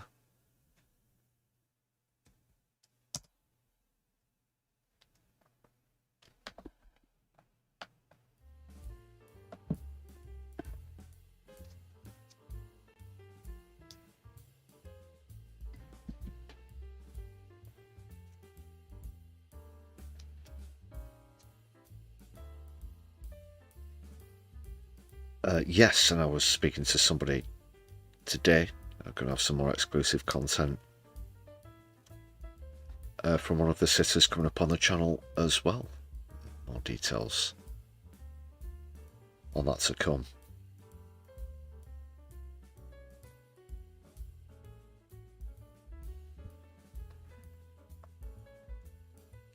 Yeah, just a reaction to comments in the chat there.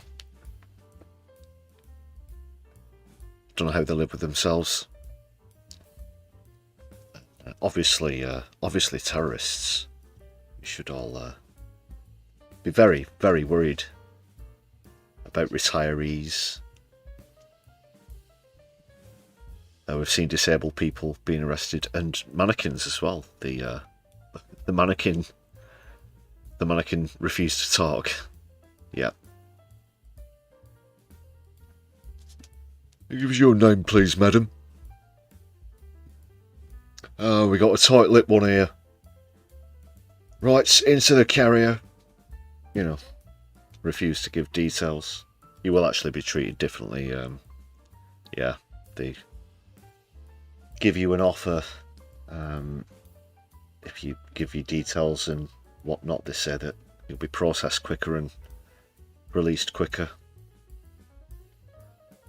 Otherwise, you might be held for longer at a station.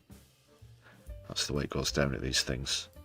The mannequin, though, choosing to steadfastly refuse to give any personal details. Perhaps charged with public indecency as well. Seemed rather scantily clad from the footage that we saw there.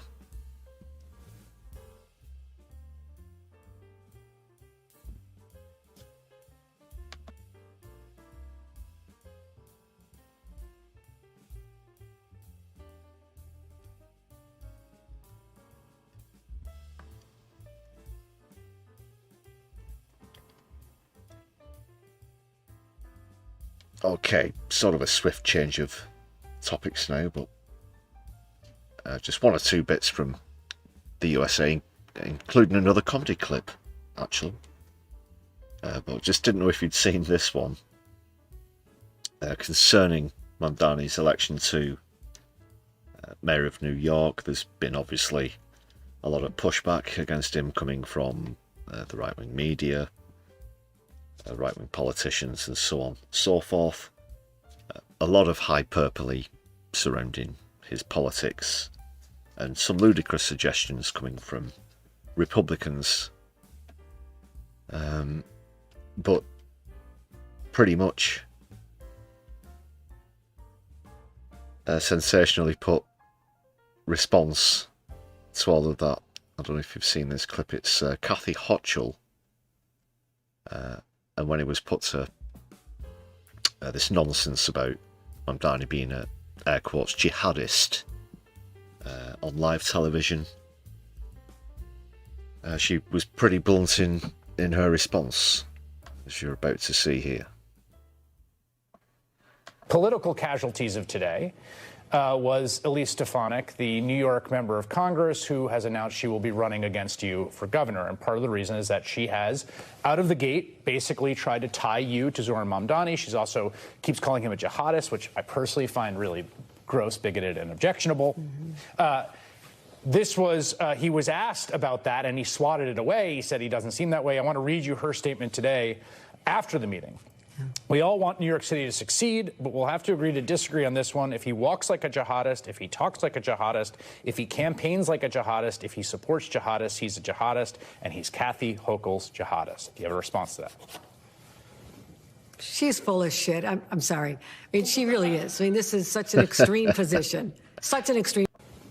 She's full of shit. I'm sorry. I mean, she really is. I mean, this is such an extreme position. Such an extreme position. She's even more extreme. Yeah, this word gets thrown at Islamist, jihadist. It's a lot of bullshit. It's a way that the far right try and attack Muslims without trying to be so obvious in their Islamophobia. It's ridiculous. You know, led to believe, or they want us to believe, that any Muslim is involved with jihad or some form of other extremism. And total bullshit. She's not even entertaining the idea because it's bollocks. How many times did she say jihadist in that quote there? Certainly a lot more times than Mamdani himself will have said jihad. Jesus Christ. She's full of shit. I'm sorry. I mean, she really is. I mean, this is such an extreme position. Such an extreme position. She's even more extreme than Donald Trump. I didn't think that was possible. But she's succeeded in proving that today. She's out-mega'd Donald Trump, the founder of the MAGA movement. So I hope she's proud of herself, continuing to spew hateful thoughts and deeds and trying to create more violence in our political rhetoric. I think it's disgusting. It's abhorrent. But that's who she is. And people are seeing this. And even the president realized that's even too far for him.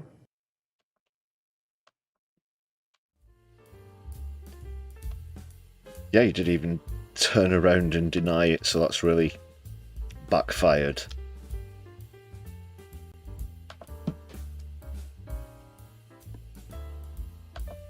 Mamdani met with Trump, of course, this week. It was a pretty awkward affair. Did you see the clip of the reporter asking if he thought Trump was a fascist, and Trump quickly interrupted and said, "Oh, it's okay, you can say yes." Well, like, he has his permission. But of course he does, and after the meeting reiterated that as well. So he thinks he is. Because he actually is.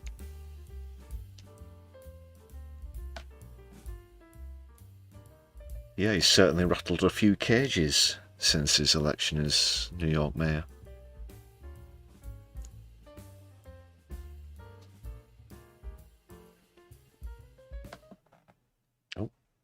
But just quickly on America, we're going to see another clip here. Sorry about the abrupt end to the music. I was pretty sure I had that queued up already. Just bear with me here, people. Speaking of MAGA and hatred, as it was,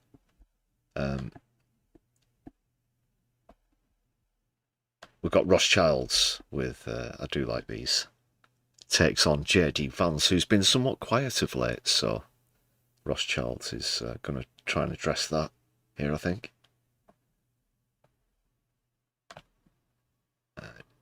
Yeah, I'm just going to re-upload this 1 sec. Senator Vance, where have you been?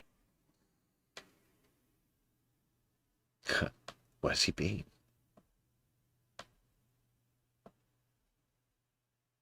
Where's he gone?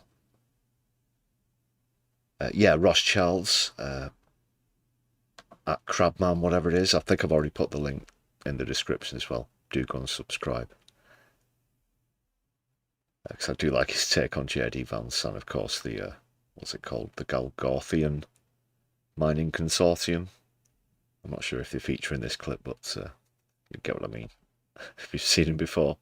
Hello, I'm Vice President-elect, and the answer to the question, what if the color beige was also super transphobic? JD, I must be a liar because my Vants are on fire. I know who you are. Look, can you tell us where you've been all this time? What? No one has seen you in over 2 weeks. It's like you won the election and just dipped. How long have you worked here? We've been over this. I have been your staffer for 6 months. Okay, good. Do you want to hear about the time my grandmother set my grandfather on fire instead of divorcing him? Don't change the subject. She wanted to leave the marriage but couldn't, so she got some gasoline and doused. Senator, we don't have time for this. I greatly respect my grandmother for what she did, and that's why I believe women should willingly stay in abusive marriage. Senator! We need to know what happened to you over the past 2 weeks. Where were you? Where was I? You've done well, Senator Vance. The Glaufian Mining Consortium is pleased. Hello, I'm Vice President-elect and humanoid can opener, JD. Shut the up.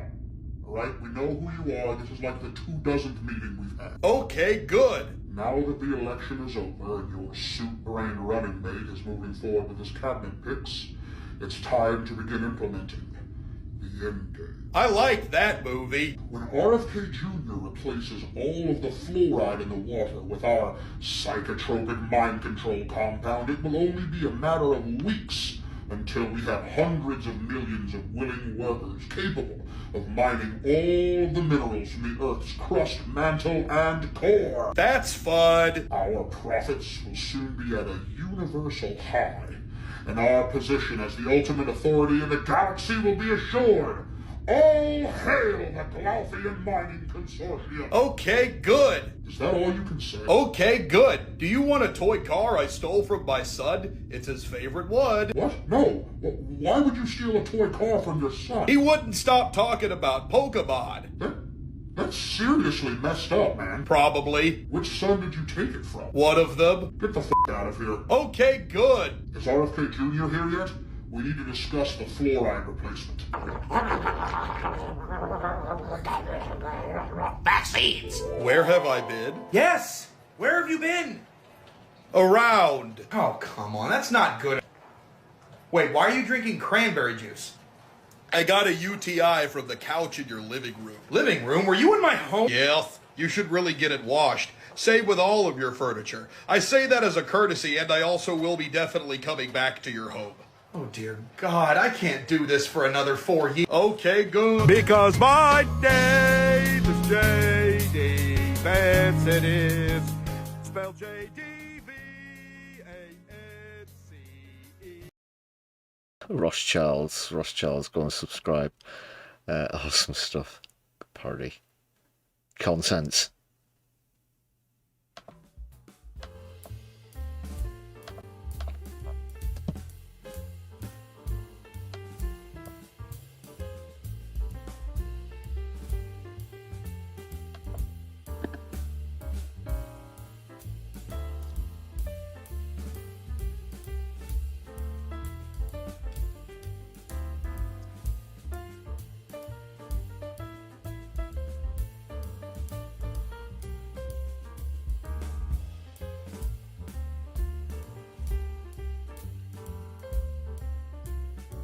Time for another shout out to the members on the channel.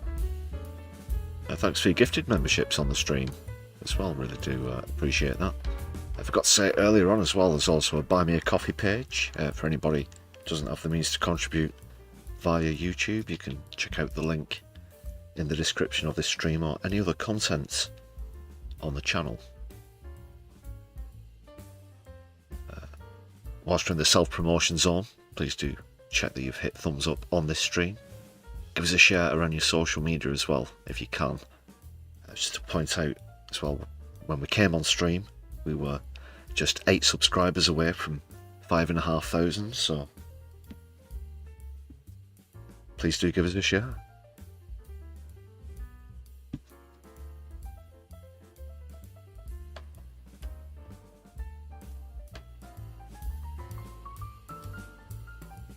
Time for another trip to the Fondue Lounge. As we get towards the end of the stream, but stick around people, I'm setting up a raid.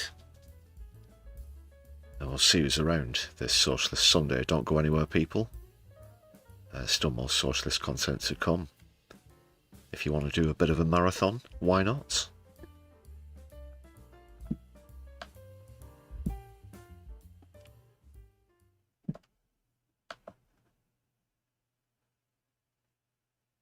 Back to the lounge.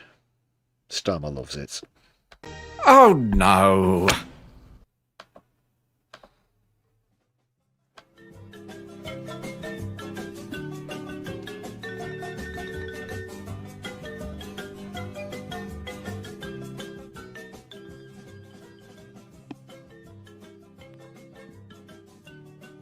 And as I look for a raid, just to remind you, I'll be back with more streams through the week with The Brews at 10, featuring Keith's catchphrases on Wednesday, of course.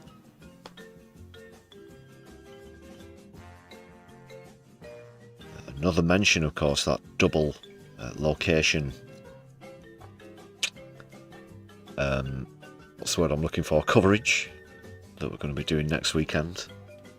Defend Our Juries on Saturday, and Your Party Conference, the inaugural Your Party Conference, on Sunday. So aforementioned awesome analysis of Laura Kussenberg.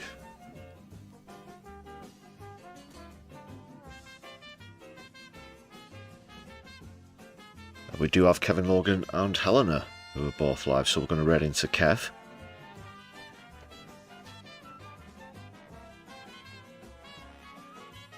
Awesome stuff. So yeah, they're going to be, it looks like they're going over Lauren Kussenberg and other stuff. I'll join you there briefly. Make sure you give us a shout out, hit thumbs up when we've raided. And subscribe, of course, it goes without saying, I insist.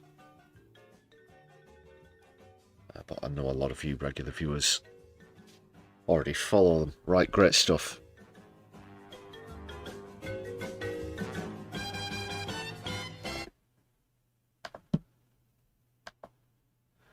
That's enough fondue for now, and that brings us pretty much towards the end of the stream.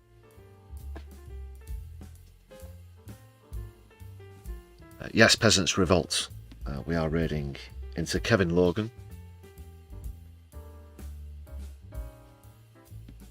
So all that remains for me to say is thanks for joining us on the stream. Solidarity this Socialist Sunday.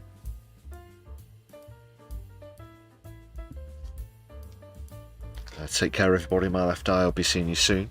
Free Palestine, free Lebanon, Sudan, and Yemen. One final shout out just before we go to Graham Turner in the chat. Thank you very much for that parting super chat. I'll just show that some appreciation.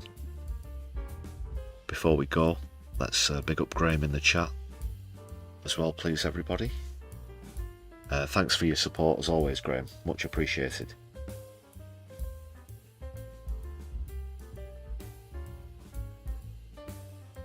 Right, see you over on Kevin Logan, people. Good night.